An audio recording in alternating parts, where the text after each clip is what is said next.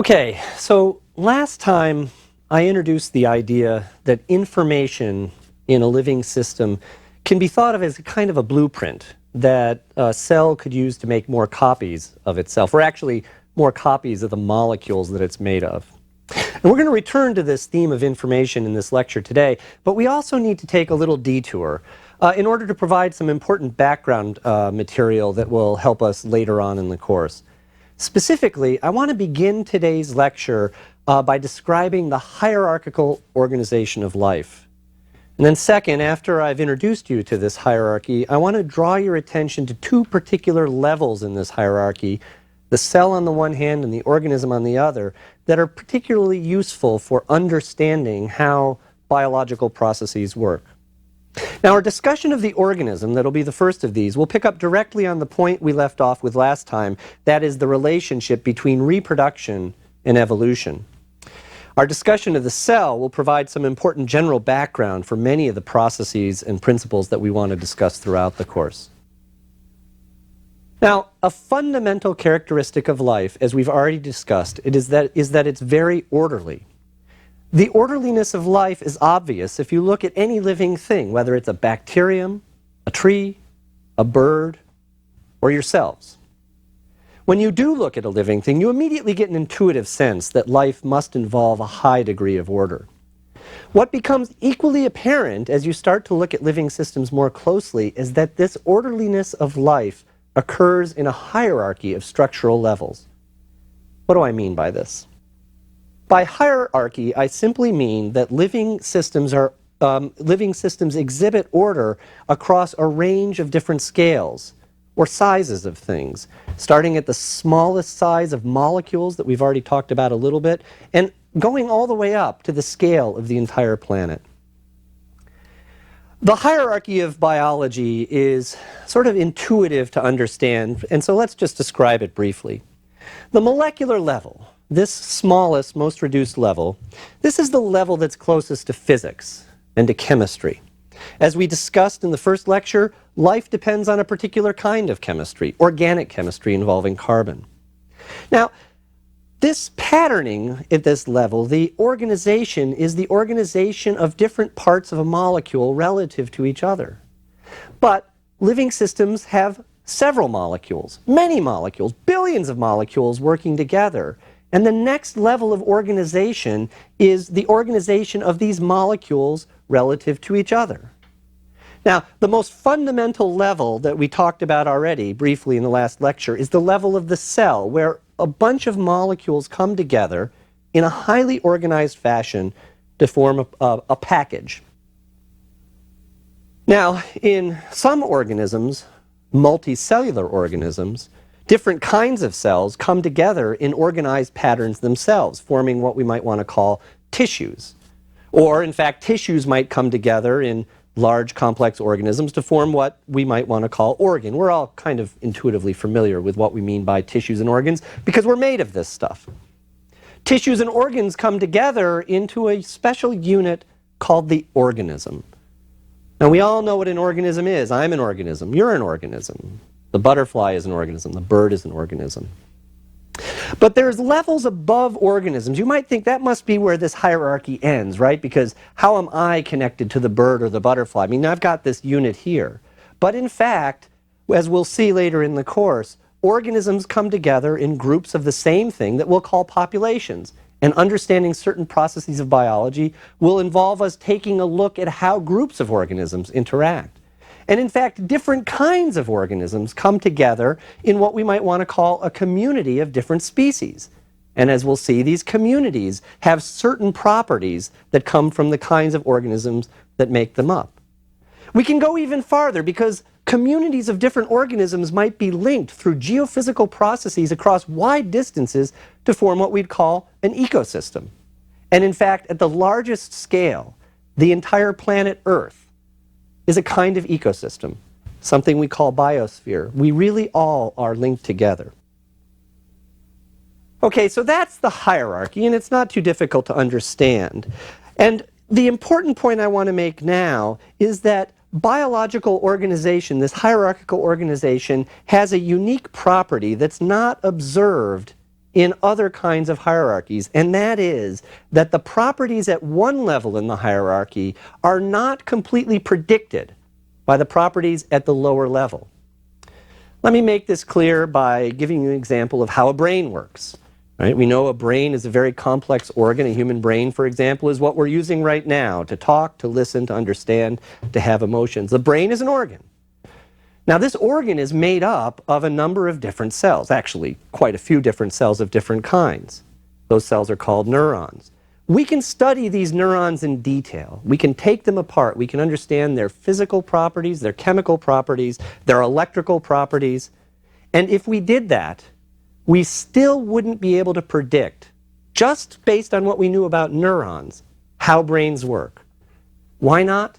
Because the way a brain works is an emergent property that only appears when all of those cells are organized together in a particular fashion. So a characteristic of the hierarchical organization of biology is this property of emergence, of new features, new properties at each level as we go higher and higher in the organization. A consequence of this, and really the way that we're going to be moving through material in this course reflects this, is that to deeply understand something about how living systems work, we have to look at it across different levels of organization. We have to analyze it at low levels and high levels. Just as to understand how a brain works, we would have to not only know how the cells that make up that brain work, but we'd have to know how that brain is fit in with other organisms or other organs to make the entire body, and even more than that. To really understand how brains work, we also have to look at how individuals vary in a population, and possibly even at how different kinds of species interact, because in fact, that's a lot of what brains are about, interacting with other organisms in the environment. So life is inherently hierarchically organized. This hierarchical organization is characterized by emergent properties as we go up the hierarchy. And to understand things in biology, we have to look across this range of levels. However, there are two levels of organization in biology that are particularly important for us to consider for very different reasons. One is, as I said, the level of the organism, and the other, as I said, is the level of the cell.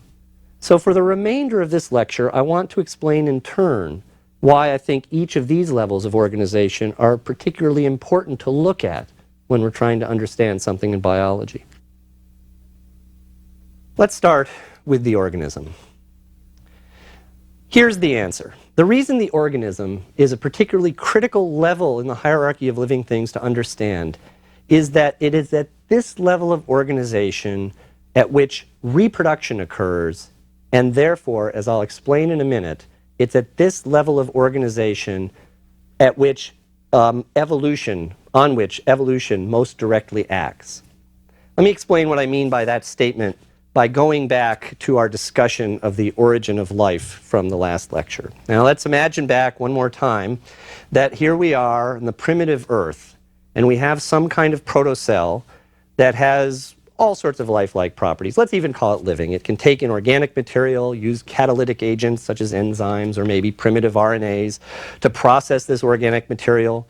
It grows, it reproduces, and let's even give it now, as we talked about last time, a primitive genetic system, a way that it can take information about its own structure and pass it on to its offspring.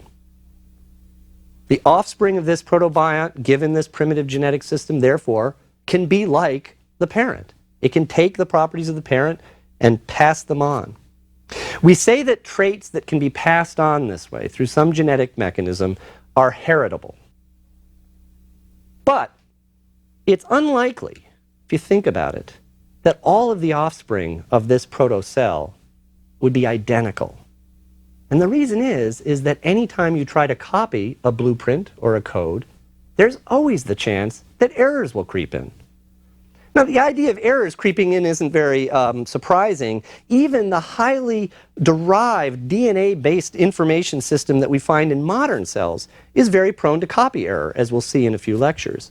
And this is in spite of the fact that there's a huge amount of molecular machinery devoted to trying to find and correct those errors.